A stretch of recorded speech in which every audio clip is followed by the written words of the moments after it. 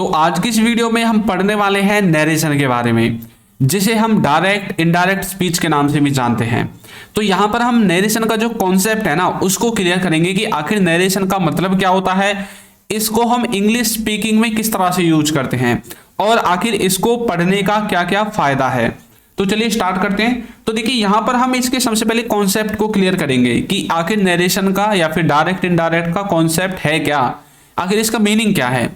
तो दूसरों की बातों को अपने शब्दों में जब आप बोलते हैं, मान लीजिए किसी ने कोई बात बोली, अब उसकी बात को आप ज्यों की त्यों ना कहकर अपने शब्दों में अपने वर्ड्स की मिक्सिंग करके जब आप बोलते हैं ना, तो उसी को आप नरेशन कहते हैं, उसी को डायरेक्ट इनडायरेक्ट कहते हैं।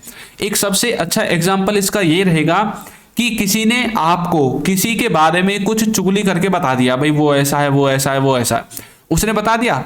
अब आप जब खुद बताओगे ना तो आप क्या करते हो, आप उस बात को बढ़ा चढ़ाकर बोलते हो। उसकी जो चुगली उसने आपसे की थी तो उसको आप थोड़ा सा बढ़ा चढ़ाकर बोलते हो, है ना। तो मतलब अपने वर्ड्स की जब आप उसमें मिक्सिंग कर देते हैं, ठीक है, तो उसी को आप नरेशन कह सकते हैं। यानी कि दूसरे की बात को ज्यों की त्यों ना बताकर अपने द्वारा उसमें कुछ वर्ड्स मिक्स कर देना और उसका जो सेंस है उसको बरकरार रखते हुए आपको ऐसा करना है, ठीक है। तो दूसरे की बात को अपने शब्दों में बोलना ही नरेशन कहलाता है। अब जैसे कि वह बोला मैं आऊंगा, अब आप अपने दोस्त के साथ कहीं पर जा रहे थे, अब आपका दोस्त क्या बोलता है कि भाई मैं आऊंगा, मतलब उसने कहीं आने की बात की होगी शादी ब्याह में, भाई मैं आऊंगा, ठीक है। अब आप अपने घर आ गए, अब आप अपने घर वालों को बोल रहे हैं भाई उसने बोला कि वह आएगा। अब देखिए आपने यहां पर क्या किया है, उसकी बात को सेम टू सेम ना बताकर अपनी तरफ से वर्ड्स को जोड़कर बता दिया है कि भाई उसने बोला था कि वह आएगा, वह आएगा, ठीक है। मैं की जगह मैंने वह लगा दिया क्योंकि मुझे उसके बारे में बताना है। तो मैं यहां पर मैं का इस्तेमाल नहीं कर सकता क्योंकि मैं उसके बारे में बता रहा हूं, उसकी बात को जो कि तो नहीं बोल सकता, ठीक है। ये बात आपको याद रखनी है। दूसरी बात वो ये है कि यहां पर जो सेंटेंसेस बनेंगे, ठीक है, अब किसी ने कोई बात जब बोली थी तो उस टाइम पर था वो प्रेजेंट, ठीक है। अब मान लीजिए कि किसी ने आपसे कोई बात बोली थी लेकिन जब वो उस टाइम पर बोल रहा था उस बात को, उस टाइम वो प्रेजेंट था, लेकिन जब अब वो काम खत्म हो गया तो अब वो पास्ट बन गया हमारे लिए, है ना। तो प्रेजेंट का जो भी सेंटेंस होगा उसको हम इसमें पास्ट में ट्रांसलेट करते हैं, क्योंकि अब मैं आपसे बातें कर रहा हूं, मान लीजिए जब मैं आपको नरेशन पढ़ा रहा हूं, अभी तो ये समय प्रेजेंट का है लेकिन कुछ समय बीतने के बाद ये सब कुछ पास्ट हो जाएगा, है ना। तो मतलब इन बातों को बताने के लिए मुझे पास्ट का सहारा लेना पड़ेगा, पास्ट की हेल्पिंग वर्ब का सहारा लेना पड़ेगा। तो मुझे क्या करना है, पास्ट की हेल्पिंग वर्ब में बदल देना है प्रेजेंट की जो भी हेल्पिंग वर्ब होंगी, ठीक है। प्रेजेंट के सेंटेंस को पास्ट के सेंटेंस में बदलना है और जो पास्ट है वो तो पास्ट ही रहेगा, उसको हमें कोई छेड़ने की जरूरत है ही नहीं। अब ये किस रूल्स के द्वारा फॉलो होंगे वो मैं आपको आगे बताऊंगा। आपको एक चीज और देखनी है, डायरेक्ट में क्या लिखा हुआ है, उसने कहा मैं एक खिलाड़ी हूं। मैंने उससे पूछा कि भाई तुम कौन हो, उसने बोला कि भाई मैं एक खिलाड़ी हूं, है ना। अब इसको इनडायरेक्ट में बनाते टाइम क्या बोला, उसने कहा कि वह एक खिलाड़ी है। तो यहां पर फिर से देखिए मैंने मैं को वह में कन्वर्ट कर दिया और वह एक खिलाड़ी है, ये तो सेम ही रहेगा, है ना। यहां पर इसको हम पास्ट में थोड़ी लेकर जाएंगे क्योंकि वो खिलाड़ी आज भी है कल भी है, सेम है, वो तो उसकी सिचुएशन सेम है, स्टेट ऑफ बीइंग सेम है, ठीक है। अब यहां पर मैंने लिख दिया he said I am a player, he said उसने कहा आई एम ए प्लेयर मैं एक खिलाड़ी हूं। तो ये डायरेक्ट स्पीच है जो उसने बोली है। अब यदि इसी की इस बात को हमें अपने शब्दों में कहना हो तो कैसे बोलेंगे, ही सैड दैट उसने कहा कि ही इज ए प्लेयर वह एक खिलाड़ी है। अच्छा देखिए आप अब यहां पर क्या सीखेंगे, आई ही में ट्रांसलेट हो गया, एम इज में कैसे ट्रांसलेट हो गया, ये सारी चीजें आप सीखते हैं।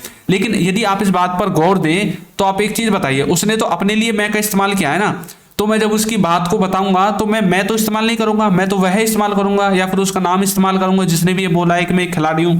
तो इसलिए मैं आई का इस्तेमाल ना करके यहां पर ही का इस्तेमाल कर रहा हूं। और आई के साथ एम लगता है तो ही के साथ मैं एम थोड़ा लगा सकता हूं, ही के साथ तो इज लगेगा, बाकी ए प्लेयर ही रहेगा। ये सब कुछ कैसे ट्रांसलेट हुआ वो मैं आपको आगे समझाऊंगा, ठीक है। तो यहां पर ये जो है ही सैड ये रिपोर्टिंग स्पीच है और ये वाला जो लिखा हुआ है आई एम ए प्लेयर ये आपकी रिपोर्टेड स्पीच है, ये रिपोर्टिंग है, ये रिपोर्टेड है, ठीक है। ये बात आपको याद रखनी है। चलिए आगे बढ़ते हैं। तो देखिए यदि अभी तक आपने हमारे कोर्स को ज्वाइन नहीं किया है तो इसका लिंक आपको नीचे डिस्क्रिप्शन बॉक्स में मिल जाएगा, वहां से जाकर आप इसको ज्वाइन कर सकते हैं। इसमें हमने बेसिक से एडवांस लेवल तक इंग्लिश ग्रामर को कवर किया है, इंग्लिश के क्लास नोट्स मिलेंगे, बच्चों के साथ प्रैक्टिस करने का मौका, A to Z video lectures, practice quiz, course certificate सब कुछ आपको मिलेगा। लिंक मिलेगा डिस्क्रिप्शन बॉक्स में, प्राइस होगा 299 सिर्फ, ठीक है। तो लिंक डिस्क्रिप्शन में जाकर ज्वाइन करें। यदि आप हमारी ई बुक्स को परचेज करना चाहते हैं तो इनका लिंक भी आपको नीचे डिस्क्रिप्शन में मिल जाएगा। तो चलिए सबसे पहले हम पहला कॉन्सेप्ट सीखते हैं। सबसे पहले आपको क्या करना है, टेंस को चेंज करना है ना। यदि कोई बात प्रेजेंट की है तो उसको हमें पास्ट में मतलब ट्रांसलेट करके बोलना है, ये मैं आपको आगे सिखाऊंगा। आपको पर्सन को भी चेंज करना है, भाई उसने अपने लिए तो मैं यूज किया है, अब मैं उसकी जब बात को बताऊंगा तो मैं थोड़ी यूज करूंगा, जैसे कि हमने पीछे देखा था, मैं तो ही यूज करूंगा भाई उसके लिए बोलने के लिए, है ना। और जो आपके अदर पार्ट्स होते हैं आपके सेंटेंस के, उनको आपको चेंज करना है। हो सकता है कि आपको भी समझ में नहीं आए, लेकिन धीरे धीरे आपको समझ में आने लगेगा जैसे जैसे हम वीडियो में आगे बढ़ेंगे, ठीक है। तो चलिए सबसे पहले टेंस को चेंज करते हैं, ठीक है। टेंस को क्या करते हैं, चेंज करते हैं। देखिए, यदि रिपोर्टिंग वर्ब प्रेजेंट में हो या फ्यूचर में हो, प्रेजेंट टेंस में हो या फ्यूचर टेंस में हो, तो इसमें नो चेंज, इसमें कोई चेंज नहीं होगा। प्रेजेंट की बात को यदि आप प्रेजेंट में बताओगे तो बताइए उसमें कुछ चेंज करने की जरूरत है, कुछ भी चेंज करने की जरूरत नहीं है। हाँ, यदि आप पास्ट की बात को प्रेजेंट में बताओगे तब तो उसमें चेंज करने की जरूरत है, और फ्यूचर की बात को आप यदि अभी बताओगे तो उसमें भी कोई चेंज करने की जरूरत नहीं है। तो ये क्या होगा, नो चेंज होगा। प्रेजेंट और फ्यूचर में नो चेंज, ठीक है। जैसे यहां पर लिखा हुआ है Rahul will say to me I worked, है ना। Rahul will say to me I worked. अब यहां पर देखिए, ये जो रिपोर्टिंग वर्ब है इसमें विल है। विल का मतलब क्या है कि ये सेंटेंस फ्यूचर का है, क्योंकि विल का इस्तेमाल हम फ्यूचर में करते हैं, है ना। अब यहां पर हम इसे चेंज करने की जरूरत नहीं है। कैसे बोलेंगे, Rahul will tell me he worked, Rahul will tell me he worked, ठीक है। तो यहां पर सिर्फ ये सब्जेक्ट चेंज हो जाएगा, आई का ही हो जाएगा, बाकी सब कुछ सेम रहेगा। ये सिर्फ मैं आपको समझाने के लिए बता रहा हूं, कभी आप इसको मतलब ऐसा समझने लोगों सर ये आपने क्या बता दिया, ये तो मैच ही नहीं कर रहा है, ऐसा नहीं, मैं सिर्फ आपको समझाने के लिए बता रहा हूं इसको, ठीक है। आगे जब हम देखेंगे उसमें अच्छे से पढ़ेंगे। Rahul says to I am a doctor. अच्छा, एक बात बताइए, ये जो राहुल है इसने बोला कि मैं एक डॉक्टर हूं, आई am a doctor.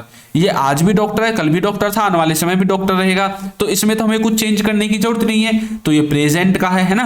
He says, Rahul says to, ये प्रेजेंट का ही है। कैसे बोलेंगे, Rahul says that he is a doctor. Rahul ने बोला कि वह एक डॉक्टर है, तो आई उसने डॉक्टर के लिए अपने लिए यूज किया था और मैं ही उसके लिए यूज कर रहा हूं ही, ठीक है। आगे देखिए, टेंस को कैसे चेंज करना है। टेंस को चेंज करने के लिए आपको क्या करना है, अभी हमने प्रेजेंट और फ्यूचर को तो देख लिया है किस तरह से चेंज होंगे, अब देखिए पास्ट में किस तरह से चेंज करना है। यदि आपका जो सेंटेंस है, रिपोर्टिंग जो वर्ब है, वो प्रेजेंट के किस में है, इंडेफिनिट में है ना, तो आपको उसे पास्ट, जो भी सेंटेंस आपके मित्र ने या फिर आपके दोस्त ने जो भी सेंटेंस बोला है, यदि वो उसका बोला हुआ सेंटेंस उस टाइम पर प्रेजेंट के इंडेफिनिट में था तो आपको उसे पास्ट के इंडेफिनिट में ट्रांसलेट करना है। यदि उस टाइम पर वो जो सेंटेंस बोला गया था वो कंटिन्यूअस में था, प्रेजेंट का था, तो आपको उसे पास्ट कंटिन्यूअस की हेल्पिंग वर्ब में चेंज करना है। यदि वो प्रेजेंट परफेक्ट था उस टाइम पर तो आपको उसे पास्ट परफेक्ट में चेंज करना है। यदि वो प्रेजेंट परफेक्ट कंटिन्यूअस था तो आपको उसे पास्ट परफेक्ट कंटिन्यूअस में चेंज करना है। और ये हमने क्या सीखा है अभी, जो प्रेजेंट के थे उन सबको हमने पास्ट में कन्वर्ट कर दिया। यदि प्रेजेंट का इंडेफिनिट था तो पास्ट के इंडेफिनिट में, प्रेजेंट का कंटिन्यूअस था तो पास्ट के कंटिन्यूअस में चेंज किया है। लेकिन यदि पास्ट का इंडेफिनिट हो तो उसे हमें पास्ट के परफेक्ट में चेंज करना है, और यदि पास्ट का कंटिन्यूअस हो तो उसे हमें पास्ट के परफेक्ट कंटिन्यूअस में चेंज करना है। और जो पास्ट के परफेक्ट है और परफेक्ट कंटिन्यूअस है ये चेंज नहीं होते हैं, ठीक है। अब जैसे हम समझें तो जैसे प्रेजेंट के इंडेफिनिट में हम डू डज का इस्तेमाल करते हैं, तो इसको आपको डिड में ट्रांसलेट करना है। डू डज के स्थान पर डिड लिख देना है जब आप उसको ट्रांसलेट करोगे, ठीक है। जैसे प्रेजेंट के कंटिन्यूअस में आपकी is am are helping verb use होती है, तो पास्ट में ट्रांसलेट करते टाइम इजम आर के स्थान पर आपको वाज वर्ब का इस्तेमाल कर देना है, ठीक है। यदि हैज हैव है यानी कि परफेक्ट टेंस है, प्रेजेंट का परफेक्ट है, हैज हैव है, तो आपको हैड में ट्रांसलेट करना है, और हैज बीन और हैव बीन है तो आपको हैड बीन में ट्रांसलेट कर देना है। ये हो जाएगा आपका चेंज ऑफ टेंस, ठीक है। और जो आपके यूनिवर्सल ट्रूथ होंगे ना, ये आपके चेंज नहीं होते हैं, आप जानते हैं यूनिवर्सल ट्रूथ तो यूनिवर्सल ही रहेंगे, वो पास्ट में भी ऐसे ही थे, प्रेजेंट में भी ऐसे ही हैं, और आने वाले समय में भी ऐसे ही बोले जाएंगे, इनमें कोई चेंज नहीं होता है, ठीक है। आगे देखिए, कुछ वर्ड्स और होते हैं जैसे कि हेयर, हेयर का मतलब हो जाएगा देयर, नाउ, नाउ का मतलब हो जाएगा देन, दिस का हो जाएगा दैट, दीज का हो जाएगा दोज, टुडे का हो जाएगा दैट डे, टुनाइट का हो जाएगा दैट नाइट, यस्टरडे का the previous day, last night का the previous night, last week का द प्रीवियस वीक, टुमारो का the next day, next week का द फॉलोइंग वीक, एगो का बिफोर, दस का सो, हैंस का थैंस और कम का गो। अच्छा, ऐसा क्यों हुआ? ये पहले ऐसे थे, हमें इसको इनमें चेंज करने की जरूरत क्यों पड़ गई, ये भी तो आपको समझना है, क्योंकि आप तो कॉन्सेप्ट को समझ रहे हैं। तो देखिए, जब हम अपने दोस्त के साथ जा रहे थे, ठीक है, अब जा रहे थे, जाते जाते जाते हमने वहां पर एक सांप देख लिया। वहां पर हमारे आंखों के सामने से एक सांप हमारे आंखों के सामने से क्रॉस कर गया, ठीक है, रास्ते को क्रॉस कर गया और हम उसको देखकर डर गए उस टाइम पर। तो उस टाइम पर वो सांप जब क्रॉस किया था तो उस टाइम पर वो हमारे लिए हेयर था, HERE, हेयर मानी यहां। अब हम घर आ गए, अब क्या हम अब भी यह बोलेंगे यहां सांप था? नहीं, हम बोलेंगे वहां था सांप, जब हम वहां से निकल कर जा रहे थे तो वहां पर सांप था। तो इसलिए हमें हेयर के स्थान पर यहां पर देयर का इस्तेमाल करना पड़ गया, क्योंकि वो वहां पर था, उस चीज को अब हमें बताना है और वो अब दूर हो गई है, अब हम अपने घर आ गए हैं उस रास्ते से, तो उसको हमें बताने के लिए देयर का इस्तेमाल करना पड़ेगा। उस टाइम पर तो हमारे लिए हेयर था, यहां पर था सांप, हेयर, हेयर इज स्नेक, है ना, लेकिन अब हम घर आ गए हैं तो हम बोलेंगे देयर, यानी कि वहां पर, ठीक है। अब जैसे कि मान लीजिए एक और होता है, कौन सा बताऊं मैं आपको, चलो टुडे को बता देता हूं अच्छे से। टुडे का मतलब होता है आज, और दैट डे का मतलब होता है उस दिन। अच्छा, अब जैसे आप अपने दोस्तों के साथ जा रहे थे, आपको मिल गया रास्ते में सांप।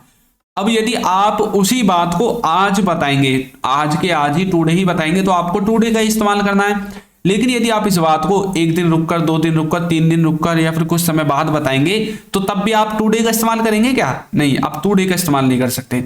आपको बोलना पड़ेगा उस दिन जब हम वहां से जा रहे थे तो हमें रास्ते में सांप मिल गया, वहां पर, है ना। तो उस दिन तो टुडे था, लेकिन आज के लिए वो दिन है, दैट डे है। उस टाइम पर हेयर था, लेकिन आज के लिए वो हमारे लिए देयर है, क्योंकि हम अभी वहां पर नहीं है। यदि आप उसी लोकेशन पर जाकर बताओगे तब तो आपके लिए हेयर ही रहेगा, लेकिन यदि आप अपने घर रहोगे और घर से बता रहे हो उस बात को, तो अब आपके लिए देयर हो जाएगा, ठीक है। तो जैसे last night the previous night बन जाएगा। इसी तरह से ये चेंज होते हैं, जैसे टुमारो था तो द नेक्स्ट डे बन जाएगा, एगो का बिफोर हो जाएगा, ठीक है, कम का गो हो जाएगा। ये सब इसीलिए होते हैं। समझ में आ गया आपको किस तरह से इसके कॉन्सेप्ट को समझना है। उस टाइम पर जो चीज थी, उस टाइम पर आपके लिए प्रेजेंट था, टुडे था, हेयर था, नाउ था, लेकिन आज जब आप आ गए हो वो बात आपकी पास्ट में चली गई है, और अब आप उस चीज को बताने के लिए देयर का इस्तेमाल करेंगे, दैट डे का इस्तेमाल करेंगे, दैट नाइट का इस्तेमाल करेंगे, है ना। दीज का दोज बन जाएगा। ये दीज का दोज क्यों बन गया?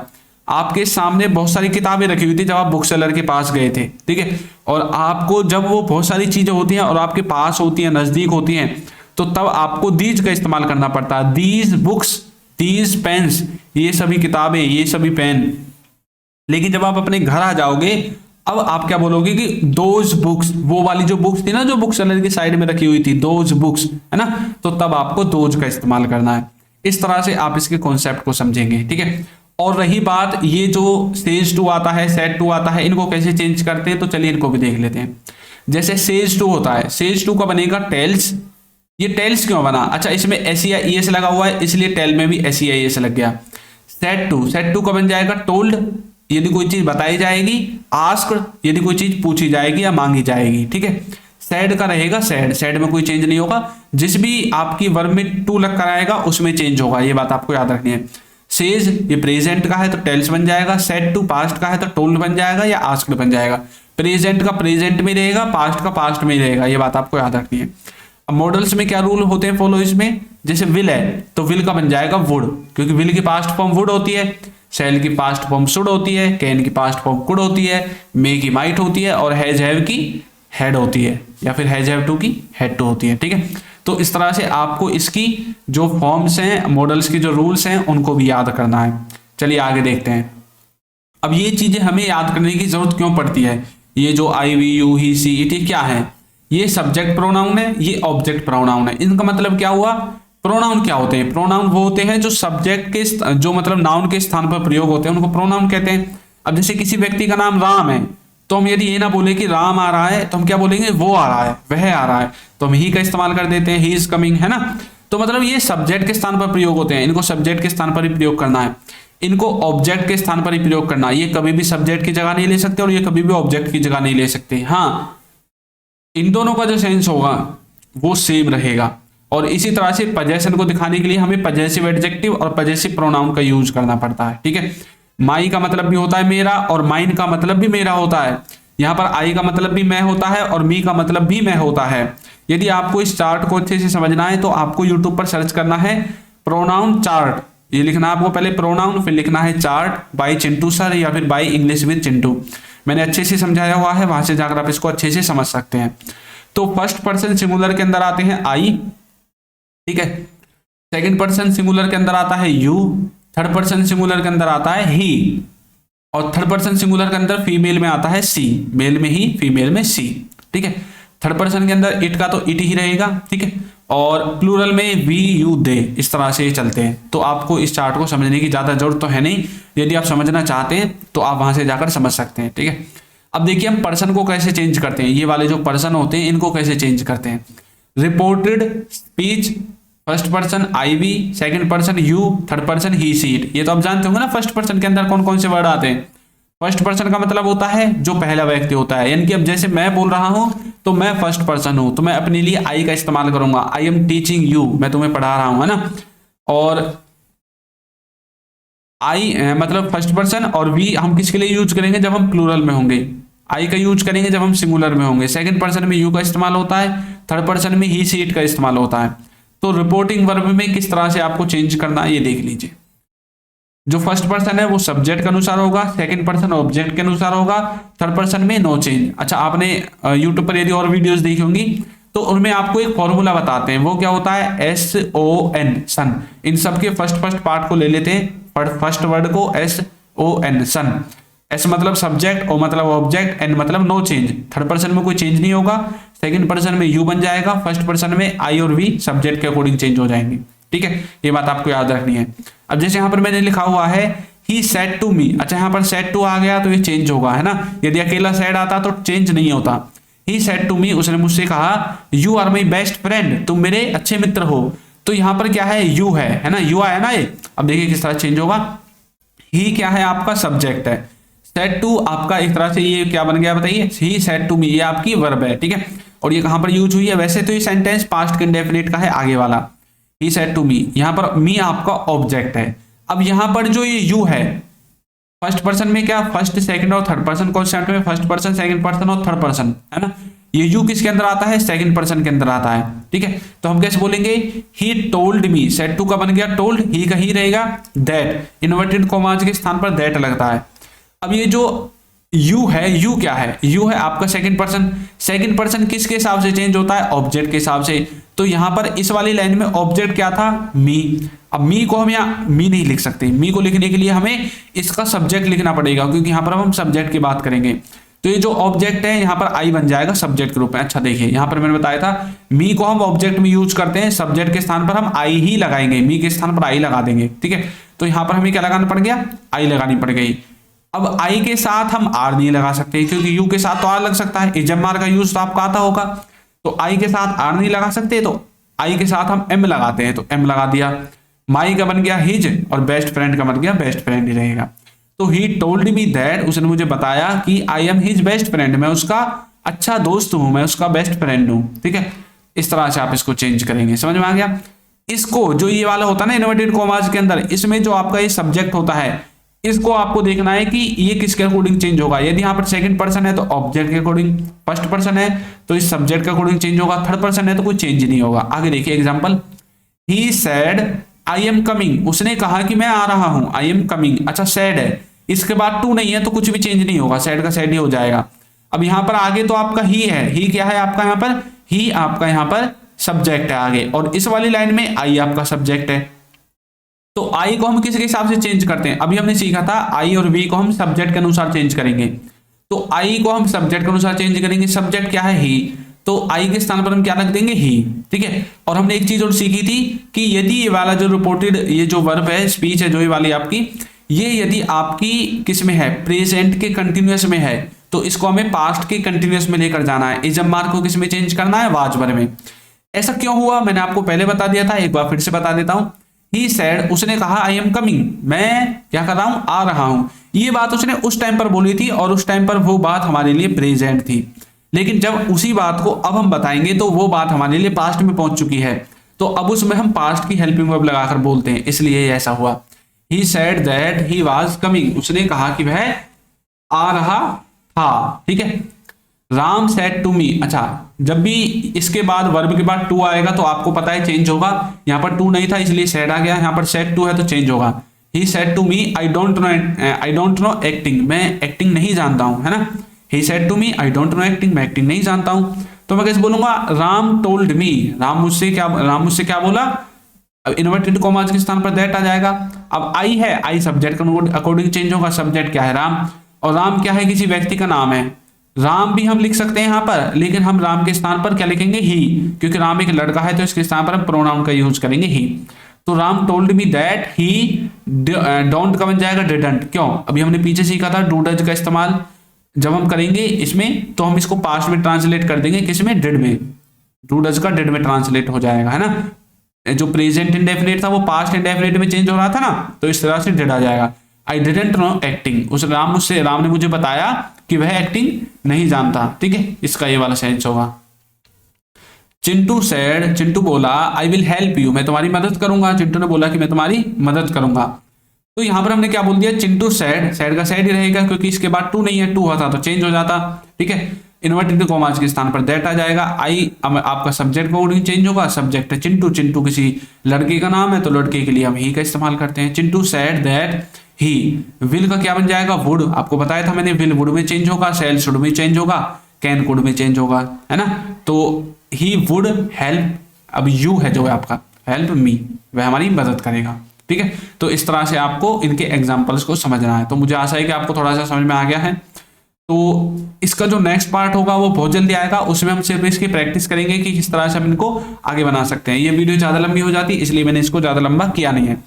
तो यदि आपको सेकंड पार्ट भी चाहिए तो आप मुझे कमेंट करके बता सकते हैं, और हमारा जो कोर्स है उसका लिंक आपको नीचे डिस्क्रिप्शन में मिल जाएगा।